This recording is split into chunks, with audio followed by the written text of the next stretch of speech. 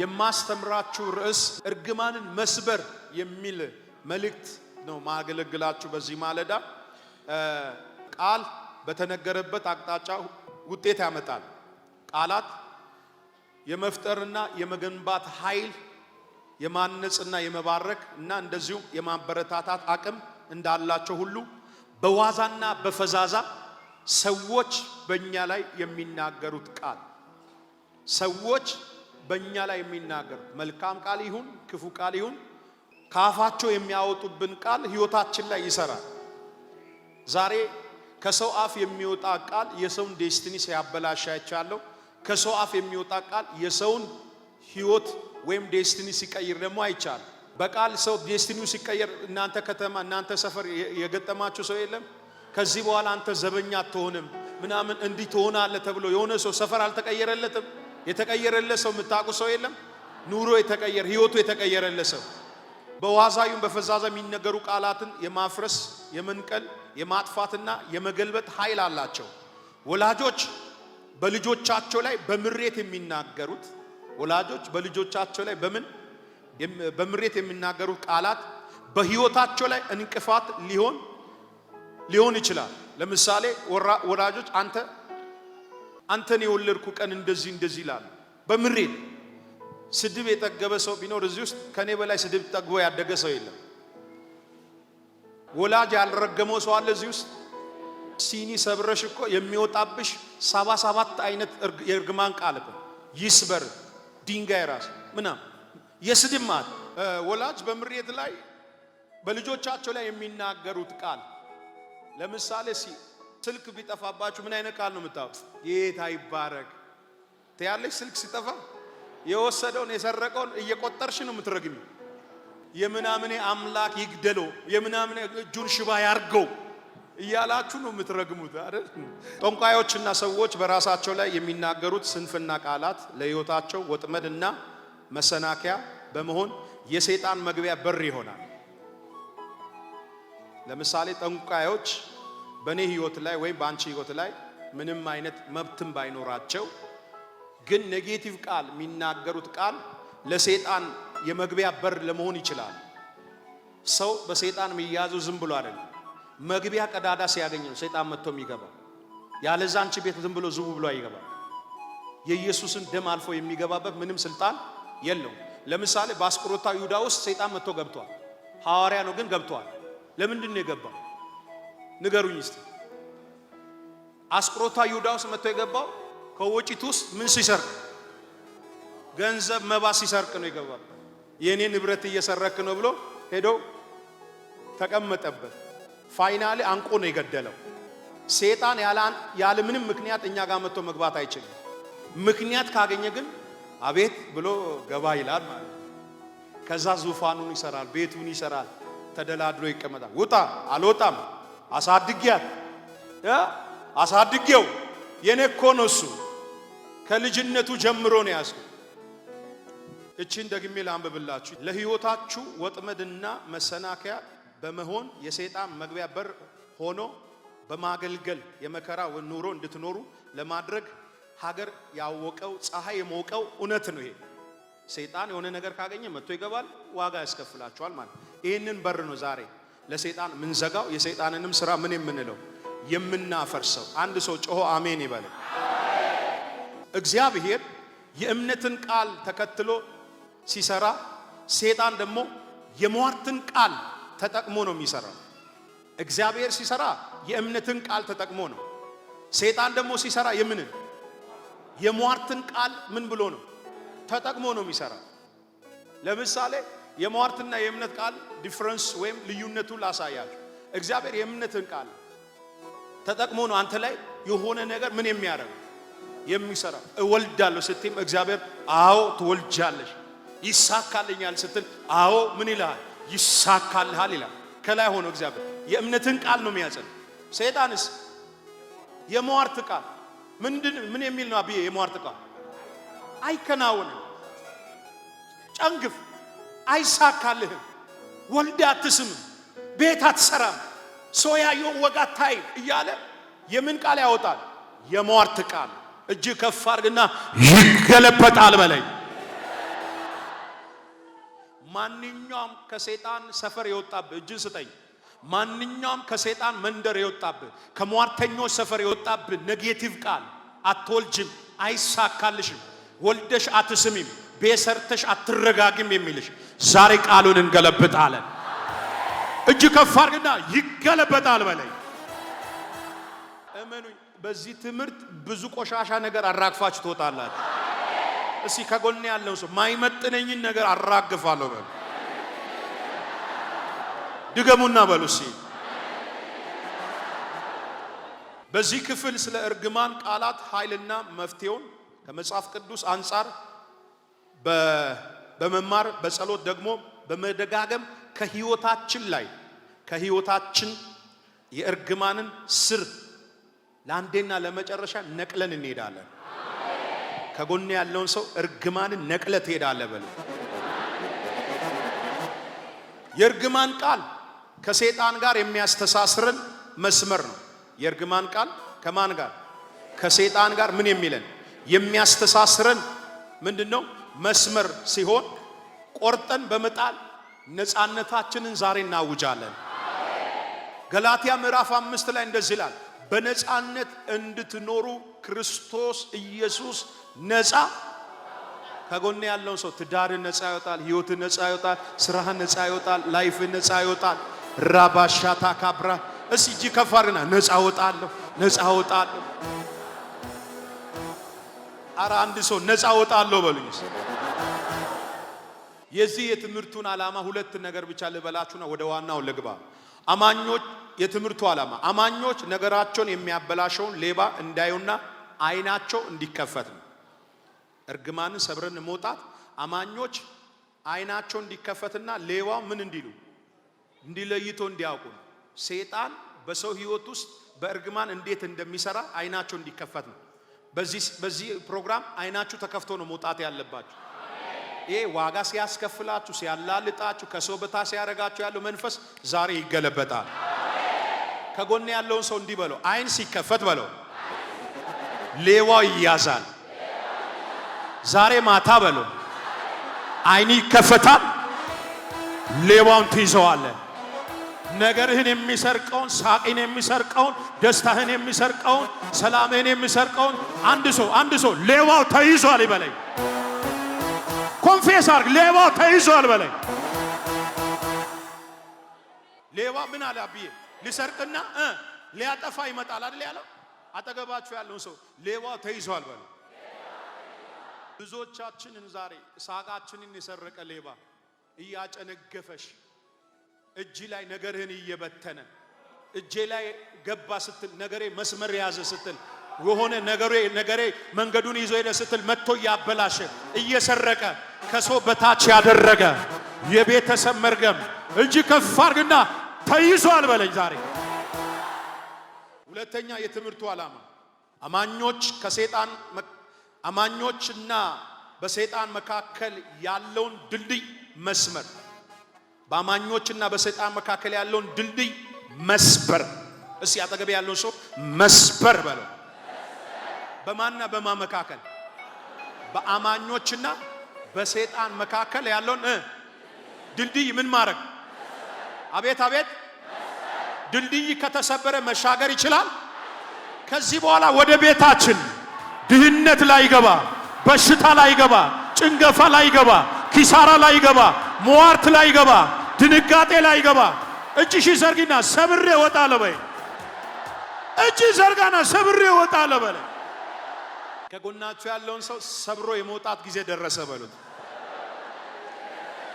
አይሳካልም፣ አያልፍልም፣ ሰው አትሆንም፣ መኪና አትገዛም፣ ልጅ አትወልድም፣ እውነት ወልዳ አትስምም የተባልከውን ቃል ሰባብረ ትወጣለህ ዛሬ። በአማኞችና በሰይጣን መካከል ያለውን ድልድይ ምን ማድረግ? መስበር። እርግማን ለሰይጣን የመግቢያ በር ነው። በሩ ካልተሰበረ ወይም ድልድዩ ካልተሰበረ ወደ ህይወታችን ይገባል። በር ስለተከፈተ ነው የገባው። በር ባይከፈት እዚህ ህንጻው ሳትገባ፣ በር ሲከፈት ነው ወደዚህ ቤት የገባው። ይሄው ሰማይ ነው። በስንፍና ባለማወቅ በቸልተኝነት በር ከፍተህለት የገባ ማህፀንሽን የዘጋ ስራሽን ያበላሸ ከእናት ከአባት የመጣ ከሰፈር ሟርተኛ የመጣ ከሰፈር ፈልፈላ የተላከ ዛሬ ሰብረሽ ትወጫለሽ። እጅሽ ዘርጊና ሰብሬ እወጣለሁ።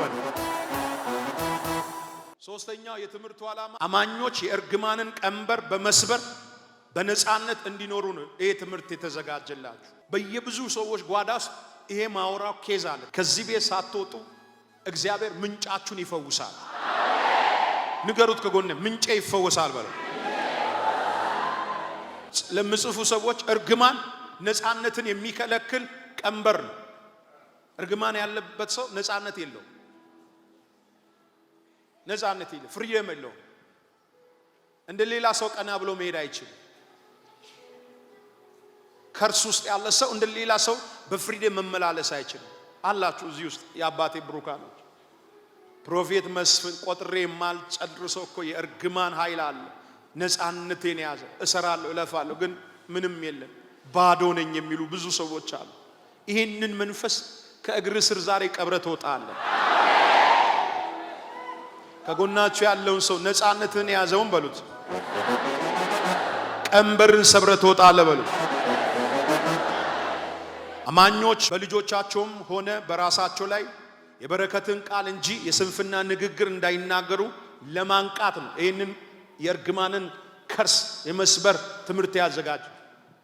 አማኞች በልጆቻቸው ላይ በራሳቸውም ላይ የበረከትን ቃል እንጂ የስንፍና ንግግር እንዳይናገሩ ለማንቃት መንቃት ያለባችሁ በምትወልዱ ልጆቻችሁ ላይ ኔጌቲቭ ቃል እንዳትናገር።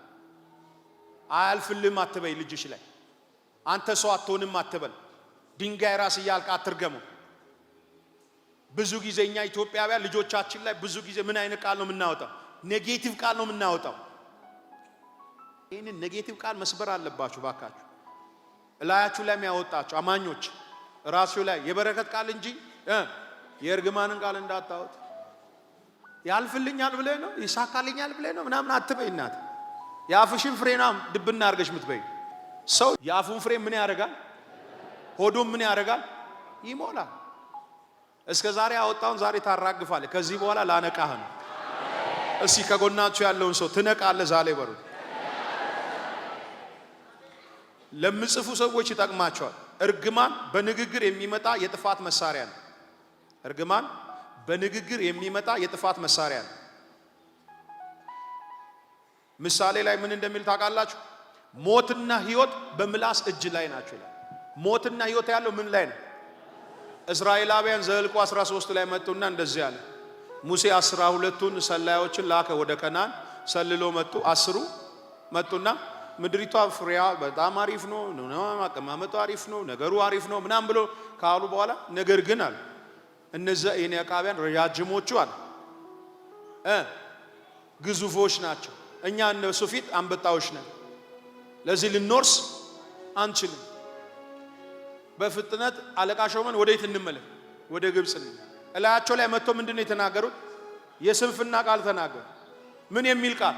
አንበጣንን መውረስ አንችልም። ራሳቸውን በራሳቸው ሲረሽኑ፣ ራሳቸውን በራሳቸው ሲገሉ ያ የተናገሩት ቃል ወጥመድ ሆነባቸው። ያንን የተናገረው ሁሉ በዛ አሸዋ ውስጥ ቀረ። ያ ምድረ በዳ በላው። ሞትም ያለው ሕይወትም ያለው ምላስ ላይ ነው። አልወልድም ካልሽ አትወልጂም፣ በቃ አለቀ። አይሳካልኝም ካልሽ አይሳካልሽም። ሰይጣን መጥቶ ስታምፕ ነው ማተም ነው የሚያሳርፍልሽ። አንቺ በምታወጪ ቃል አዎ ልክ ነሽ ይላል። ዛሬ በስንፍና በምሬት ያወጣችሁት ኔጌቲቭ ቃል እነዛ ሁሉ የተናገሩት እዛው አሸባ ላይ ቃዴስ በርን ላይ ነው የቀሩት። ወደ ከናን ሊገቡ አልቻሉም። አሸዋው በላቸው። ሁለቱ ናቸው ካሌብና ኢያሱ። ካሌብ ተነሳና እንደዛ አለ፣ እንውጣ እንውረሳል፣ ማሸነፍ እንችላለንና። ጥላቸው ከላያቸው ላይ ምን ብሏል? ተገፏል። እግዚአብሔር ከኛ ጋር ነው። እንደ እንጀራ ምን ይሉናል? ይሆኑልናል። አቤት አቤት አቤት! እኩል እኮ ነው የሄዱት። እይታቸው ግን ተለየ። የአፉ ቃል ግን ከናንን አስወረሰው። በዚህ ሳምንት 4 ወልዳለሁ አንዴው፣ 6 ወልዳለሁ አንዴው፣ በቃ አንዴ 2 መታ ወልዳለሁ አንዴው። አንተ ሰው የእጅ ከፍ አድርግና አሜን በለኝ። ና እጅ ስጠኝ። የጭንገፋ ቃል ተሰበረ በል። ስበር ስበር ስበር። የመጨረሻ እዚህ ላይ ነው ያንቺ ነገር ያለው፣ ሞትሽም ምንሽም ያለው።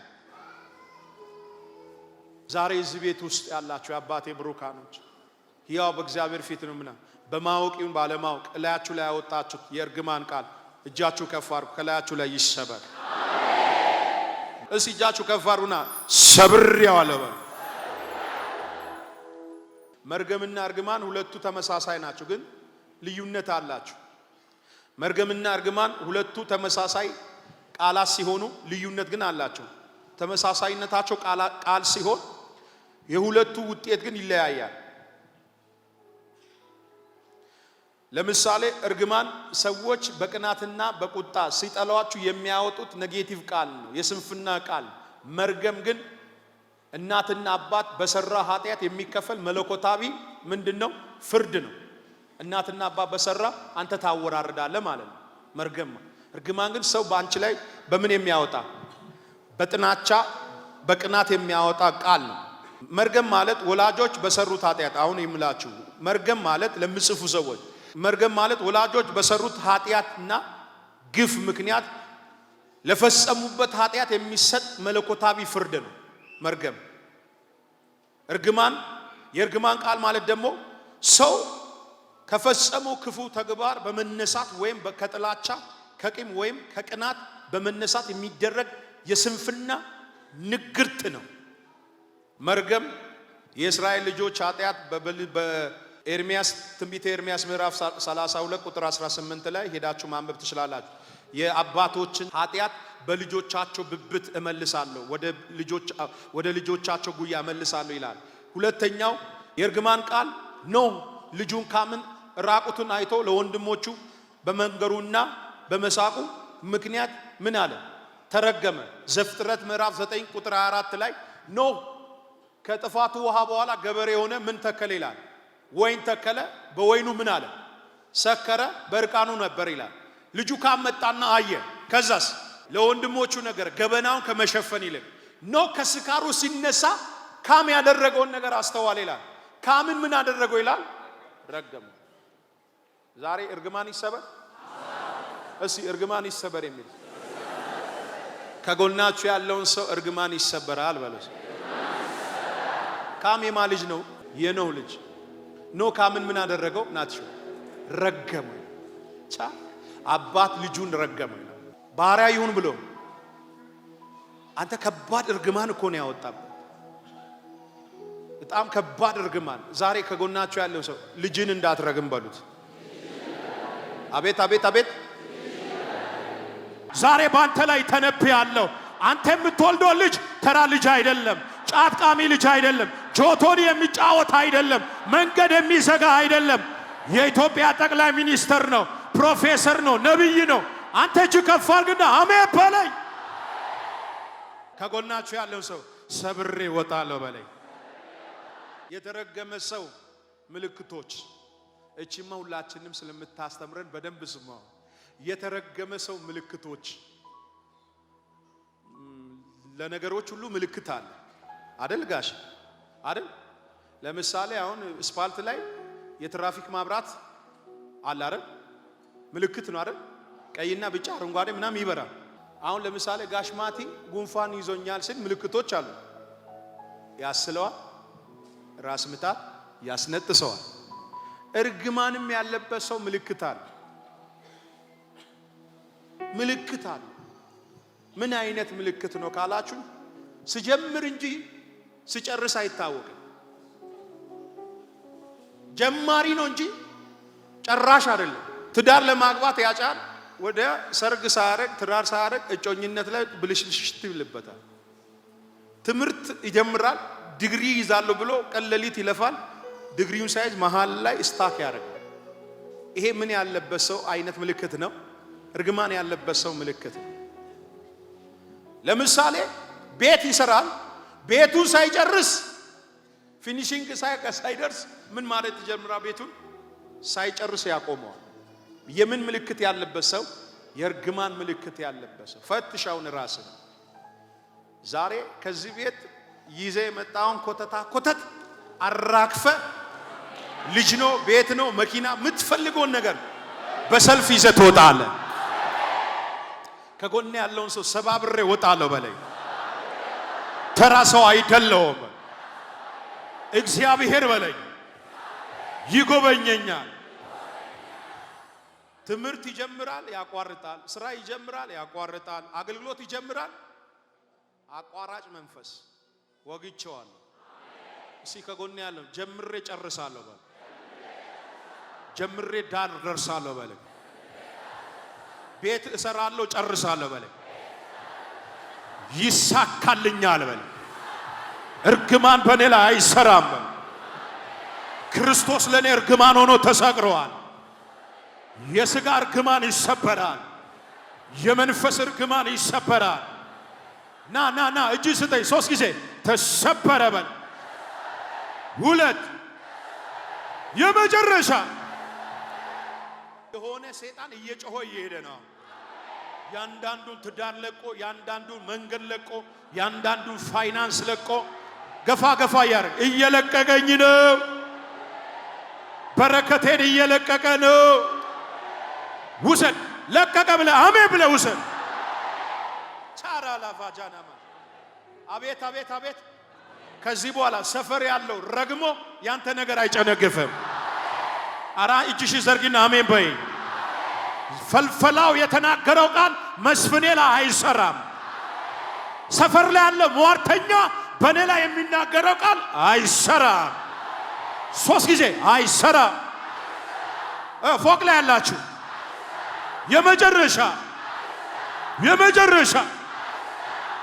ባንቺ ላይ የተሰራ መሳሪያ ጌታ ምስክሬ የብዙዎቻችሁ በር እየተከፈተ ያየው።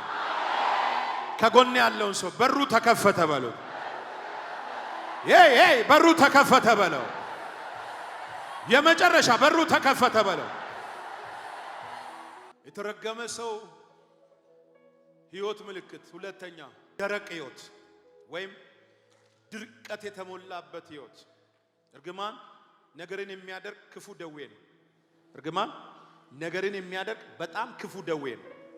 ኑሯቸው የማይለመልም፣ ትዳራቸው የማይለመልም፣ የሚወልዱት ነገር የማይለመልም፣ የሚሰሩት ቢዝነሳቸው የማይለመልም፣ የሚያደርጉት ማይስፋፋ አገልግሎታቸው የማይለመልም።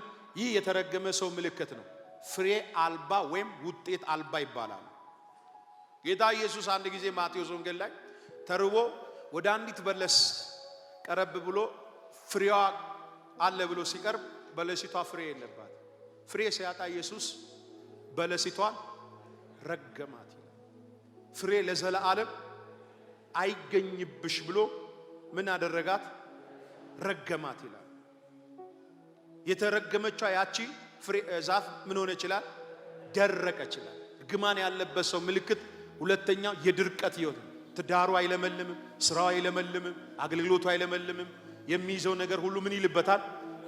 ይበተንበታል። ዛሬ ይሄንን መንፈስ አራግፈ ከወጣ 2019 መስፍኔ ምን አለ በለኝ። የታሰርተን ይሄንን አስማት የመጣው ይሄንን ቆሪጥ አሰርተ ልተንቢ እግዚአብሔር መነጋገሪያ ያርጋችሁ። ውሰዳሜ በልና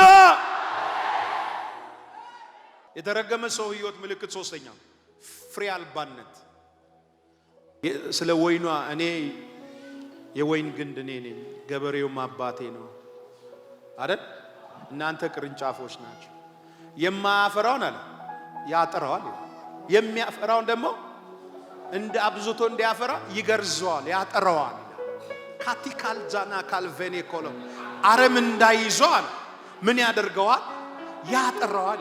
ዛሬ ልንገርሽ፣ ጌታ ኢየሱስ ምስክሬ ነው። አያትሽን ቅድመ አያትሽን ቅድመ አያትሽን ተከታትሎ የመጣ ኮተትን እግዚአብሔር ያጠራዋል። ማይመጥነውን ነገር ይሸኘዋል። ና ና ና 2 ሰው 3 ሰው እየጨበጣችሁ ማይመጥንህን ነገር እግዚአብሔር ይሸኘዋል በለው። ድህነትን ይሸኛል። ጨብጥና ድህነትን ይሸኛል፣ ምርከምን ይሸኛል፣ ጭንገፋን ይሸኛል፣ ኪሳራን ይሸኛል። ጨብጥ አለመከናወንን ይሸኛል፣ መርከምን ይሸኛል። ይሳካልሃል፣ ያጠራሃል። ብዙ እንድታፈራ ብዙ እንድታፈራ ብዙ እንድታፈራ እንዲሳካል እንዲከናወንል አልፈሽ እንድትሄድ አቤ ተቀበል። ዝም ብለህ ታፈራለ ታፈራለ ታፈራለ አፈራለ አፈራለ ብዙቶ ምን እንዲህ አፈር ምን ያደርገዋል? ያጠራዋል ማለት አይ ማለት ነው። ንጹህ ያደርገው ይገርዘዋል።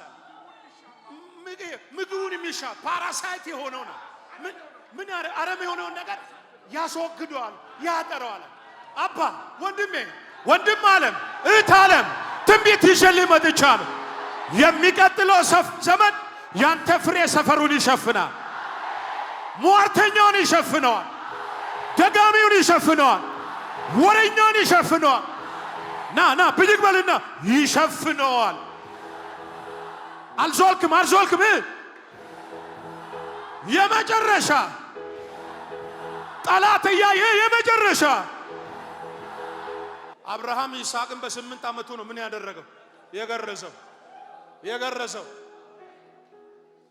የገረዘው የይስሐቅን ውበት የሚሸፍነውን ነገር ቆሻሻን አስወገደለት፣ ሸለፈቱን አስወገደለት። ሰፈር የሚጠራ ከተማ የሚጠራ ነገር ጌታ እግዚአብሔር ልንገርህ፣ ይሄን ቤት ረግጠ ይሄን ግቢ ረግጠ ይሄ ሁሉ ያየው ድራማ አይደለም፣ ወጥቶ የመሰከረው። ዛሬ እንጸልያለን፣ የማይመጥንህን ነገር ገርዞ ያስወግደዋል። የሚገርዘው ለምንድን ነው ብዬ የበለጠ ቱማች የሆነ ፍሬ እንዳያፈራ ብዙ እንዲሆን እንዲያፈራ ያጠራዋል። እርግማን እንዳታፈራ የሚያደርግ ፍሬን የሚያደርግ ክፉ ስር ወይም እንቦጭ በሉት። እንቦጭ እንዴት ነው የሚመጣው? እርግማን ማለት እንደ እንቦጭ ቁጠረው። ነገር የሚያደርግ ትዳር የሚያደርግ ሳቅ የሚያደርግ ደስታ የሚያደርግ።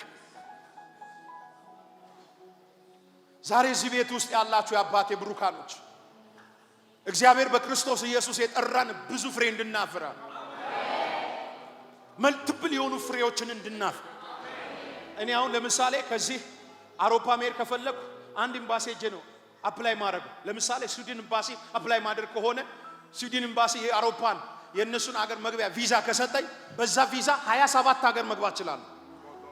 ምንድነው የሚባለው? ያ የቪዛ ስም መልቲፕል ይባላል።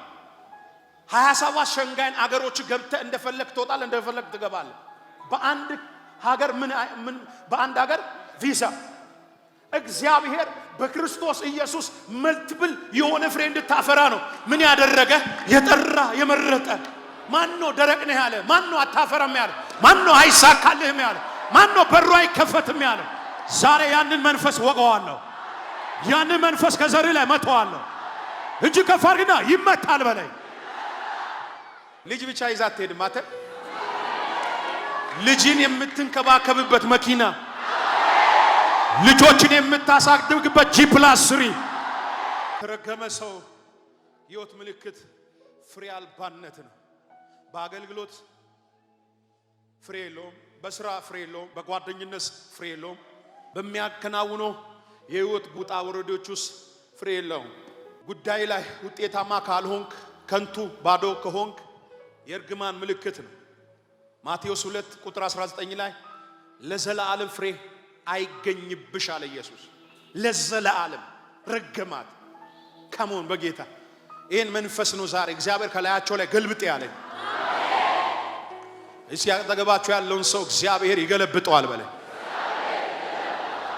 እዛው ዮሐንስ ወንጌልን አንብብልኝ 15 ቁጥር 5 አንብብልኝ። እውነተኛ የወይን ግንድ እኔ ነኝ፣ እሺ ገበሬው አባቴ ነው። እሺ ፍሬ የማያፈራውን በእኔ ያለውን ቅርንጫፍ ሁሉ ያስወግደዋል፣ ፍሬ የሚያፈራውን ሁሉ አብዝቶ እንዲያፈራ ያጠራዋል።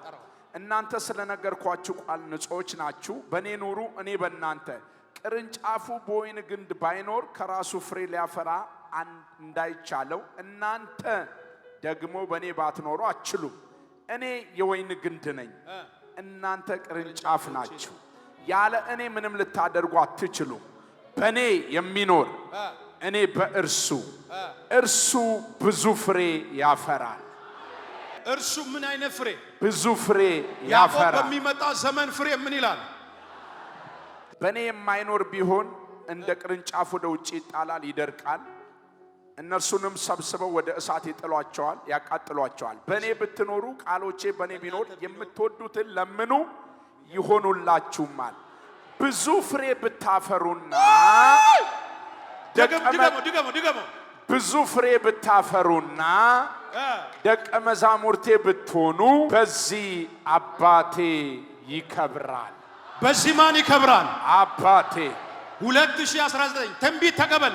ወደ ሆሳና ሳትመለስ፣ ወደ ዳምቦያ ሳትመለስ፣ ወደ ወላይታ ሶዶ ሳትመለስ፣ ወደ መጣበት ጅንካ ሳትመለስ፣ ሰፈሩ እየተረበሸ ነው። ከተማው እየተረበሸ ነው። አገሩ እየተረበሸ ነው። ብድግ በልና ወስጃለሁ። ስለልና ወስጃለሁ በል። ስለ ፍሬ ያወራን። ይሄ ሰው ገባኮ። ስንተኛ ዙር ላይ ነበራል? ሁለተኛው ዙር ላይ አይደል?